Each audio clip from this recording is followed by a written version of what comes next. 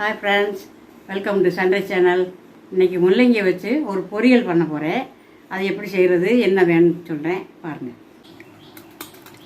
ஒரு 1/4 கிலோ முள்ளங்கியை தோல் சீவி அது பொடியை கட் பண்ணி வச்சுருக்கேன் பாருங்கள். நீளமாக வாழைத்தண்டு நறுக்குவோம் பாருங்கள், அது மாதிரி நறுக்கணும். பொடியஸாக ஸ்லைஸாக நறுக்கி வச்சுருக்கேன். வெங்காயம், தேங்காய் துருவல், காஞ்ச மிளகா, கருவேப்பிலை, தாளிக்க கடுகு உளுந்து மட்டும்.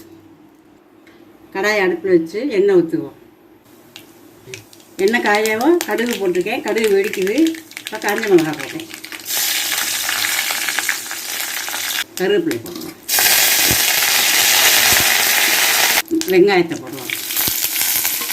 வெங்காயம் நல்லா வதங்கினது முள்ளங்கி அதோடு சேர்த்துக்குவோம்.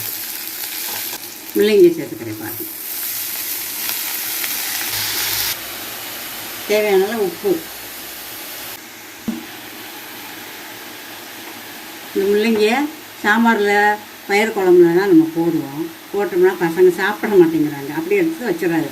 அதுக்காக இந்த மாதிரி பொரியல் பண்ணி கொடுத்தீங்கன்னா இது முள்ளங்கினே தெரியாமல் நல்லா இருக்குன்னு சாப்பிடுவாங்க பசங்க. அதுக்காக தான் ஐடியா பண்ணி வச்சுருக்கேன். நீங்கள் வீட்டில் ட்ரை பண்ணி பாருங்கள். என் பேரங்க பேத்திகள்லாம், எங்கள் பேத்திக்கு இது ரொம்ப பிடிக்கும். சாப்பிட்டுட்டு முள்ளங்கியான்னு கேட்பாங்க.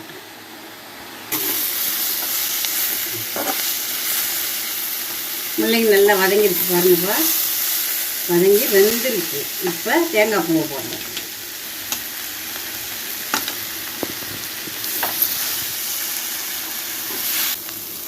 முள்ளங்கி பொரியல் ரெடி ஆயிடுச்சு.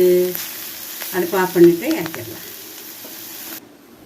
முள்ளங்கி பொரியல் சாப்பிட்றதுக்கு ரொம்ப டேஸ்டியாக இருக்கும். முள்ளங்கி வாடையே தெரியாது. அதனால் நீங்கள் வீட்டில் இதை ட்ரை பண்ணி வாங்க.